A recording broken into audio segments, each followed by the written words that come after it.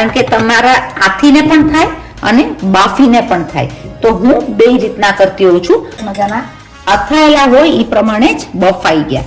તો એકદમ જ સરસ. જો તમને એનો રસો જોતો હોય તો તમે લેવાનો, ને તો રસોડામાં કોઈ પણ રસોઈમાં તમે ખાંડની ચાસણી પણ લઈ શકો.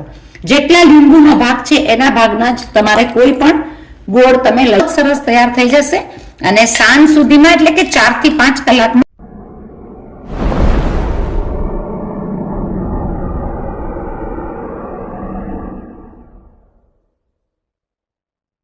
શ્રી કૃષ્ણ. આપણે બનાવશું આજે મસ્ત મજાનું લીંબુનું એવું સરસ અથાણું, કારણ કે હેલ્થ માટે પણ સારું, ફેમિલી માટે પણ સારું. તો હરેક મમ્મીને શું જોઈએ, હેલ્થ અને ફેમિલી માટે સારું બને એવી કોઈ વસ્તુ આપણે બનાવીએ. તો હું બનાવતી હોઉં છું લીંબુનું એટલું સરસ અથાણું, જેની અંદર મારી પડે વધારે હિંગ, કારણ કે હિંગથી જ આ અથાણું બહુ જ સરસ લાગે અને આ એટલી હેલ્ધી હોય.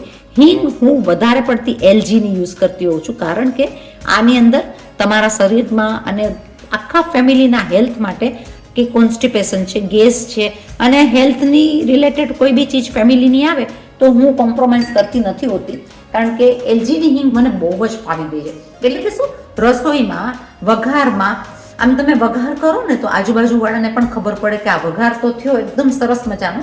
હું કરતી હોઉં છું વધારે એલજીનો વઘાર, અને એનાથી ને સ્વાદ એટલો બધો વધી જાય વસ્તુમાં કે હું જે અથાણું કરીશ ને એ વધારે સરસ મજાનું લાગતું હોય છે આનાથી.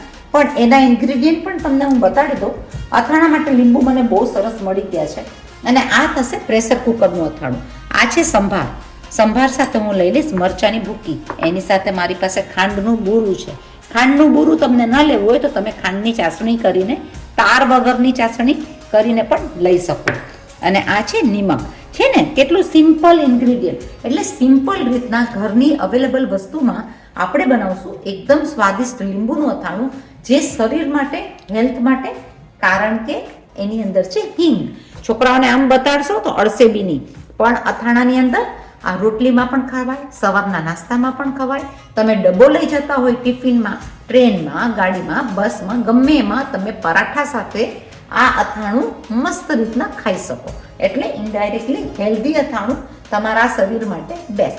ચાલો બનાવીએ અથાણું. બીજી વાત નથી કરવી, અથાણું બનાવી કેવી રીતના, પ્રેશર કુકરમાં. તો હું કાપી લઈશ લીંબુને. જોઈ શકો છો કે મેં કાપી લીધા છે લીંબુ કાપીને આને હું લઈ લઈશ પ્રેશર કુકરની અંદર, કારણ કે તમારા આથીને પણ થાય અને બાફીને પણ થાય. તો હું બે રીતના કરતી હોઉં છું, પણ આપણે કરી નાખશું સિમ્પલ રીતના.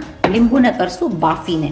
એની અંદર હું લઈ લઈશ 2 ટેબલસ્પૂન જેટલું જ પાણી, અને એમાં હું લઈ લઈશ થોડીક એવી હિંગ. તો જરા હિંગ આમાં પણ લઈ લેશું, અને પછી આપણે કરશું એનો મસાલો. ચલો આને આપણે બાફી નાખીએ 2 સીટીથી. લીંબુ કેવા સરસ મજાના અથાયેલા હોય એ પ્રમાણે જ બફાઈ ગયા. તો એકદમ જ સરસ. જો તમને એનો રસો જોતો હોય તો તમે લેવાનો, ને તો રસોડામાં કોઈ પણ રસોઈમાં તમે આ રસ યુઝ કરી શકો. હવે આપણે લઈ લઈશું આની અંદરનો મસાલો.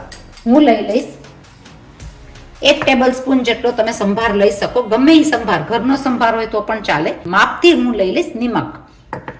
એની સાથે હું લઈ લઈશ મરચાની ભૂકી. તમારા ઘરમાં જેવું તીખું ખવાતું હોય એ પ્રમાણે તમે નાખજો. હું લઈ લઈશ 1.5 ટેબલસ્પૂન જેટલો મરચાની ભૂકી. હવે આવી ગઈ ખાંડનો વારો. ગળાશ છે, ખટાશ છે, બે મિક્સ કરશું, સરસ લાગશે. તો હું લઈ લઈશ એની અંદર 1 ટેબલસ્પૂન જેટલો ખાંડનું બુરું. તમે ખાંડની ચાસણી પણ લઈ શકો. જેટલા લીંબુનો ભાગ છે એના ભાગના જ તમારે કોઈ પણ ગોળ તમે લઈ શકો. હવે આવી ગયો મેઇન ઇન્ગ્રેડિયન્ટ, જેનાથી સ્વાદ એકદમ જ વધે. આને હું બહુ મહત્વ આપતી હોઉં છું, અને આના હિસાબે, એલજીની હિંગના હિસાબે હું આ અથાણું વધારે બનાવતી હોઉં છું, કારણ કે આ છોકરાઓ આંગળી ચાટીને ખાશે. તમે આ અથાણું બનાવીને તો જોશો, તમારી બરણી ફટાફટ 2 દિવસમાં ખલાસ થઈ જશે. તો હું લઈ લઈશ 1 ટીસ્પૂન જેટલી હિંગ, કારણ કે આની અંદર જો તમે હિંગ નાખો તો એનો સ્વાદ એકદમ અનેરો આવે અને બહુ જ સ્વાદિષ્ટ લાગે. અને શું કામ ન નાખીએ, કારણ કે હેલ્થ માટે પણ તો આટલી સારી છે, અને ફેમિલીને હેલ્થ માટે સારી હોય તો હરેક લેડીઝ, બિઝનેસ લેડી હોય કે ગમે એ લેડી હોય, કોમ્પ્રોમાઇઝ નહીં કરે. તો હું લઈ લઈશ એમાં હિંગ. અને આપણે આ જુઓ કેવું સરસ મજાનું આપણું આ મિક્સિંગ તૈયાર થયું છે. આ મિક્સિંગ બહુ જ સરસ તૈયાર થઈ જશે. અને સાંજ સુધીમાં એટલે કે 4 થી 5 કલાકમાં ઓગળીને થઈ જશે તૈયાર અને એનો થશે રસો. તો આપણે રસાવાળું અથાણું પણ જરૂર જોશું. જો આપણું રસાવાળું અથાણું 2 કલાકની પછી હું તમને દેખાડું છું. હજી ગોળ ઓગળવાનો બાકી છે. છોકરાઓ આ ફટાફટ ખાશે. આ રસાવાળું અથાણું બહુ જ સરસ લાગતું હોય છે. લીંબુનું ખાટું મીઠું તીખું. અને એની સાથે હું આ અથાણાની વાટકી તો ભરી લઈશ. આ બધા અથાણાનો રાજા શું છે? બેસ્ટમાં બેસ્ટ હિંગ, એલજી હિંગ.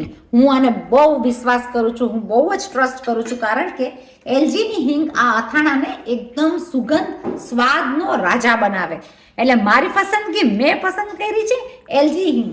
તમે કઈ પસંદ કરો છો બોલો ત્યારે? અથાણા એકદમ સરસ બને, સ્વાદિષ્ટ, ટેસ્ટદાર, મજેદાર અને ટેસ્ટી અથાણા બનાવવા માટે એલજીની